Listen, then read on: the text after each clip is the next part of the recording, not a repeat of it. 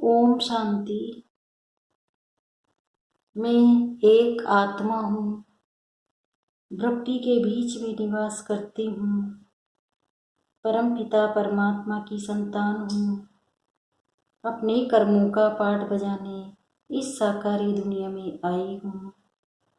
मैं शांत स्वरूप आत्मा हूँ, मैं प्रेम स्वरूप आत्मा हूँ, मैं सुख स्वरूप आत्मा हूँ, मैं आनंद स्वरूप आत्मा हूँ, मैं पवित्र स्वरूप आत्मा हूँ, मैं ज्ञान स्वरूप आत्मा हूँ, मैं शक्ति स्वरूप आत्मा हूँ, मैं सर्वशक्तिमान की छत्र छाया में हूँ।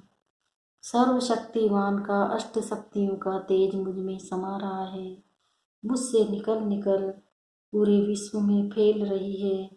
विश्व की सर्व आत्माओं का कल्याण हो, कल्याण हो, कल्याण हो। ओम शांति। 21 अक्टूबर 2020 की मुरली है। बाबा ने कहा, मीठे बच्चे, रोज रात को अपना पोता मेल निकालो, डायरी रखो तो डर रहेगा कि कहीं घाटा न पड़ जाए। प्रश्न, कल्प पहले वाले भाग्यशाली बच्चों को बाप की कौन सी बात फौरन टच होगी? उत्तर, बाबा रोज रोज जो बच्चों को याद की युक्तियां बतलाते हैं वो भाग्यशाली बच्चों को ही टच होती रहेगी, वो उन्हें फौरन अमल में लाएंगे। बाबा कहते हैं, बच्चे कुछ टाइम एकांत में बगीचे में जाकर बैठो, बाबा से मीठी मीठी बातें करो, अपना चार्ट रखो तो उन्नति होती रहेगी। ओम शांति। मिलिट्री को पहले पहले सावधान किया जाता है, अटेंशन प्लीज। बाप भी बच्चों को कहते हैं, अपने को आत्मा निश्चय कर बाप को याद करते रहते हो। बच्चों को समझाया है, ये ज्ञान बाप इस समय ही दे सकते हैं, बाप ही पढ़ाते हैं, भगवान वाचे हैं ना। मूल बात हो जाती है यह कि भगवान कौन कौन पढ़ाते हैं, ये बात पहले समझने और निश्चय करने की होती है। फिर अतीन्द्रिय सुख में ही रहना है। आत्मा को बहुत खुशी होनी चाहिए, हमको बेहद का बाप मिला है। बाप एक ही बार आकर मिलते हैं वर्षा देने। किसका वर्षा? विश्व की बादशाही का वर्षा देते हैं। 5000 वर्ष पहले मिसल। यह तो पक्का निश्चय ही बाप आया हुआ है, फिर से सहज राजयोग सिखलाते हैं। सिखलाना पड़ता है, बच्चों को कोई सिखलाया नहीं जाता है, आप ही मुख से मम्मा बाबा निकलता रहेगा, क्योंकि अक्सर तो सुनते ही ना। ये है रूहानी बाप। आत्मा को आंतरिक गुप्त नशा रहता है, आत्मा को ही पढ़ना है। परम पिता परमात्मा तो नॉलेजफुल है ही, वह कोई पढ़ा नहीं है, उनमें नॉलेज है ही। किसकी नॉलेज है? ये भी तुम्हारी आत्मा समझती है। बाबा में सारी सृष्टि के आदि मध्य अंत की नॉलेज है। कैसे एक धर्म की स्थापना, अनेक धर्मों का विनाश होता है, ये सब जानते हैं, इसलिए उनको जानी जाननहार कह देते हैं। बाकी जाननहार का अर्थ क्या है ये कोई भी बिल्कुल जानते नहीं। अभी तुम बच्चों को बाप ने समझाया है कि ये स्लोगन भी जरूर लगाओ कि मनुष्य होकर अगर क्रिएटर और रचना के आदि मध्य अंत, ड्यूरेशन, रिपीटेशन को नहीं जाना तो क्या कहा जाए। ये रिपीटेशन अक्सर भी बहुत जरूरी है, करेक्शन तो होती रहती है ना। गीता का भगवान कौन? ये चित्र बड़ा फर्स्ट क्लास है, सारे वर्ड में ये सबसे नंबर 1 भूल।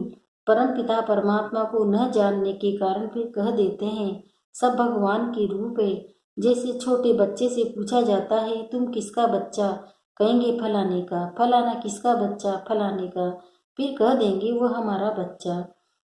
वैसे ये भी भगवान को जानते नहीं तो कह देते हैं वो भगवान है। इनकी पूजा भी करते परंतु समझते नहीं। गाया जाता है ब्रह्मा की रात तो जरूर ब्राह्मण ब्राह्मणियों की भी रात होगी। ये सब धारण करने की बातें हैं। ये धारणा उनको होगी जो योग में रहते हैं। याद को ही बल कहा जाता है। ज्ञान तो ये सोर्स ऑफ इनकम, याद से शक्ति मिलती है जिससे विकर्म विनाश होते हैं। तुम्हें बुद्धि का योग बाप से लगाना है, ये ज्ञान बाप अभी ही देते हैं, फिर कभी मिलता ही नहीं है, सिवाय बाप के कोई दे न सके। बाकी सब है भक्ति मार्ग के शास्त्र, कर्म कांड की क्रियाएं, उसको ज्ञान नहीं कहेंगे। स्पिरिचुअल नॉलेज एक बाप के पास है, और वो ब्राह्मणों को ही देते हैं और कोई के पास स्पिरिचुअल नॉलेज नहीं। दुनिया में कितने धर्म मठ पंथ है, कितनी मतें हैं, बच्चों को समझाने में कितनी मेहनत होती है, कितने तूफान आते हैं। गाते भी ये नैया मेरी पार लगाओ, सबकी नैया तो पार नहीं जा सकती। कोई डूब भी जाएगी, कोई खड़ी हो जाएगी। 2-3 वर्ष हो जाते हैं, कईयों का पता नहीं है। कोई तो टुकड़े टुकड़े हो जाते हैं, कोई वहीं खड़े हो जाते हैं। इसमें मेहनत बहुत है।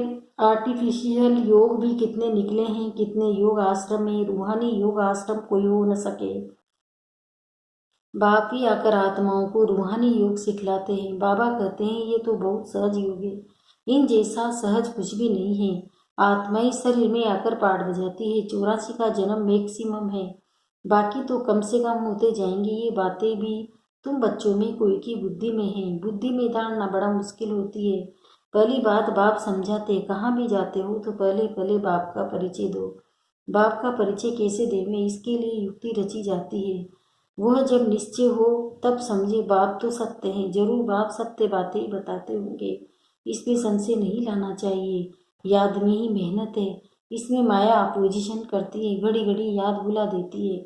इसलिए बाबा कहते हैं चार्ट लिखो, तो बाबा भी देखे कौन कितना याद करते हैं।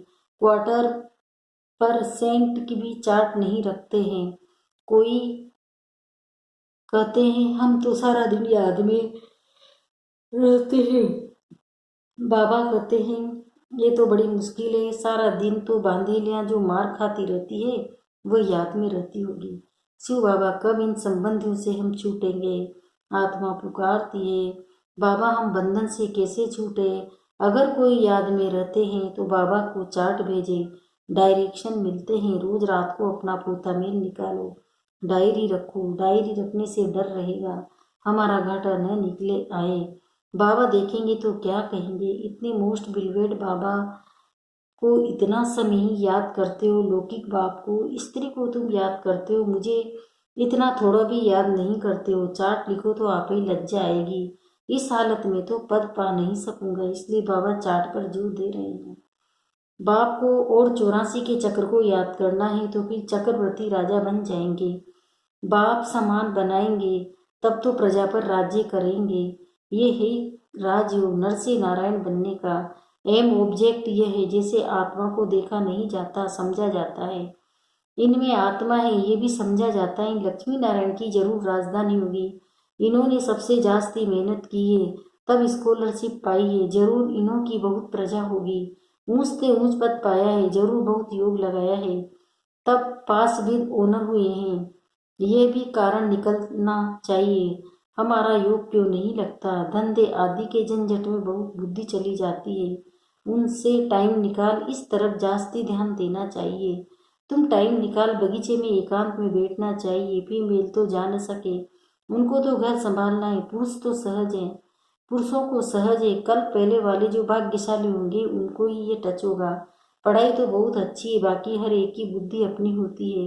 कैसे भी करके बाप से वर्षा लेना है। बाप डायरेक्शन सब देते हैं, करना तो बच्चों को ही है। बाबा डायरेक्शन देंगे जनरल, एक एक पर्सनल भी आकर कोई पूछे तो राय दे सकते हैं। तीर्थों पर बड़े बड़े पहाड़ों पर जाते हैं तो पंडित लोग सावधान करते रहते हैं, बड़ी मुश्किलात से आप जाते हैं। तुम बच्चों को तो बाप बहुत सहज युक्ति बताते हैं। बाप को याद करना है, शरीर का भान खत्म करना है। बाप कहते हैं मुझे याद करो। बाप आकर नॉलेज दे चले जाते हैं। आत्मा जैसा तीखा रॉकेट और कोई हो नहीं सकता। टाइम वेस्ट करते हैं, ये भी ड्रामा में नूंद है। यह साइंस का हुनर भी विनाश में मदद करता है। वह है साइंस तुम्हारी साइलेंस। अपने को आत्मा समझ बाप को याद करना है। ये है डेड साइलेंस। मैं आत्मा शरीर से अलग हूँ, ये शरीर पुरानी जूती है। सर्प कछुए की मिसाल भी तुम्हारे लिए हैं। तुम ही कीड़े जैसे मनुष्य को भूख भूख कर मनुष्य से देवता बनाती हो। विशेष सागर से क्षीर सागर में ले जाना तुम्हारा काम है। सन्यासी को ये यज्ञ तप आदि कुछ भी करना नहीं है। भक्ति और ज्ञान है गृहस्थियों के लिए, उन्हों को तो सतयुग में आना ही नहीं है। वह क्या जाने इन बातों से। ये भी ड्रामा में नूंद है इस निवृत्ति मार्ग वालों की, जिन्होंने 84 जन्म लिए हैं। वही ड्रामा अनुसार आते रहेंगे, इसमें भी नंबर 1 निकलते रहेंगे। माया बड़ी प्रबल है, आंखें बड़ी क्रिमिनल है। ज्ञान का तीसरा नेत्र मिलने से आंखें सिविल बनती है, फिर आधा कल्प कभी क्रिमिनल नहीं बने। ये है बड़ी धोखेबाज। तुम जितना बाप को याद करेंगे उतना कर्मेंद्रिया शीतल होगी। फिर 21 जन्म कर्मेंद्रियों को चंचलता में आना नहीं है। वहाँ कर्मेंद्रियों में चंचलता होती नहीं है। सब कर्मेंद्रिया शांत सतोगुणी रहती है।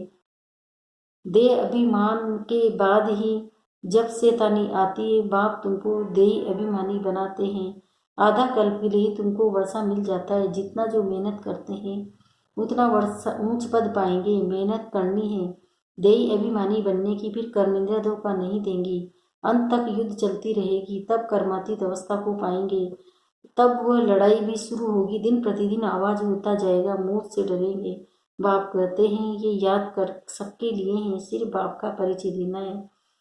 हम आत्माएं सब भाई भाई है, सब एक बाप को याद करते हैं, गॉड फादर कहते हैं।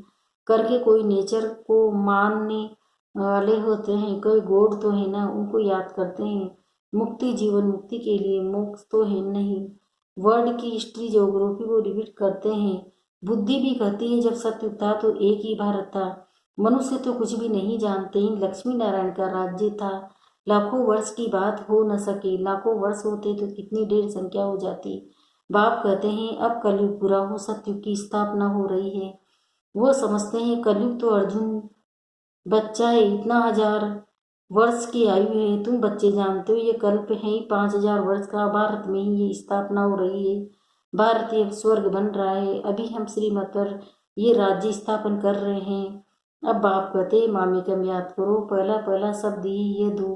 अब तक जब तक बाप का निश्चय नहीं होगा तब तक प्रश्न पूछते रहेंगे, फिर कोई बात का उत्तर नहीं मिलेगा तो समझेंगे ये जानते कुछ भी नहीं है। और कहते हैं भगवान पढ़ाते हैं, इसलिए पहले पहले तो एक ही बात पर ठहर जाओ। पहले बाप का निश्चय करे कि बरोबर सभी आत्माओं का बाप एक ही है, वह है रचता। तो जरूर संगम पर ही आएंगे। बाप कहते हैं युगे युगे नहीं, कल्प के संगम पर आता हूँ मैं ही। हुई नई सृष्टि का रास्ता, तो बीच में कैसे आऊँगा मैं आता ही हूँ पुरानी और नई के बीच में। इनको पुरुषोत्तम संगम युग कहा जाता है। तुम पुरुषोत्तम भी यहाँ बनते हो। लक्ष्मी नारायण सबसे पुरुषोत्तम है। एम ऑब्जेक्ट कितनी सहज है, सबको बोलो ये स्थापना हो रही है। बाबा ने कहा है पुरुषोत्तम अक्षर जरूर डालो, क्योंकि यहाँ तुम कनिष्ठ से पुरुषोत्तम बनते हो। ऐसी ऐसी मुख्य बातें भूलनी नहीं चाहिए, और संवत की डेट भी जरूर लिखनी चाहिए। यहाँ तुम्हारी पहले से राजाई शुरू हो जाती है, औरों की राजाई पहले से भी होती है। यह तो धर्म स्थापक आए तब उनके पीछे अनेक धर्म की वृद्धि हो, करोड़ों बने तब राजाई बने।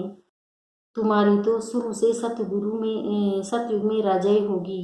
ये किसी की भी बुद्धि में नहीं आता कि सतयुग में इतनी राजाई कहाँ से आई। कलयुग अंत में इतने ढेर धर्म है, फिर सतयुग में एक धर्म एक राज्य कैसे हुआ। कितने हीरे जवाहरातों के महल है। भारत ऐसा था जिसको पैराडाइज कहते थे। 5000 वर्ष की बात है। लाखों मुझे हुए हैं, अब उनको कौन समझाए। वे समझते थोड़े ही हैं कि हम आसुरी राज्य में हैं। इनकी देवताओं की महिमा तो सर्वगुण संपन्न 16 कला संपूर्ण संपूर्ण निर्विकारी है। इनमें 5 विकार नहीं है, क्योंकि देह अभिमानी है। तो बाप कहते हैं मनुष्य बात है याद की चोरा याद। हाँ, बाप कहते हैं मुख्य बात है याद की। 84 जन्म लेते लेते तुम पतित बने हो, अब फिर पवित्र बनना है। ये ड्रामा का चक्र है। अच्छा मीठे मीठे सिखिल दे बच्चों प्रति माता पिता बाप दादा का याद प्यार और गुड मॉर्निंग। रूहानी बाप की रूहानी बच्चों को नमस्ते। हम रूहानी बच्चों की भी रूहानी माता पिता बाप दादा को याद प्यार गुड मॉर्निंग, नमस्ते नमस्ते नमस्ते। शुक्रिया बाबा, शुक्रिया आपका पद्मा पद्म शुक्रिया। धारणा के लिए मुख्य सार है। पहला है ज्ञान से तीसरे नेत्र को धारण कर अपनी धोखेबाज आंखों को सिविल बनाना है। याद से ही कर्मेंद्रियां शीतल सतोगुणी बनेगी, इसलिए यही मेहनत करनी है। दूसरा है धन दे आदि से टाइम निकाल एकांत में जाकर याद में बैठना है। कारण देखना है कि हमारा योग क्यों नहीं लगता। अपना चार्ट जरूर रखना है। वरदान निर्णय शक्ति और कंट्रोलिंग पावर द्वारा सफलता मुक्त भव। अब इसका विस्तार बता रहे भगवान। किसी भी लौकिक या अलौकिक कार्य में सफलता प्राप्त करने के लिए विशेष कंट्रोलिंग पावर और जजमेंट पावर की आवश्यकता होती है। क्योंकि जब कोई भी आत्मा आपके संपर्क में आती है तो पहले जज करना होता है कि किस चीज की जरूरत है। नब्ज द्वारा परख कर उसकी चाहना प्रमाण से तृप्त करना और स्वयं की कंट्रोलिंग पावर से दूसरे पर अपनी अचल स्थिति का प्रभाव डालना, यही दोनों शक्तियां सेवा के क्षेत्र में सफलता मुक्त बना देती है। स्लोगन: सर्वशक्तिमान बाप को साथी बना लो तो माया पेपर टाइगर बन जाएगी। ओम शांति। ओम शांति।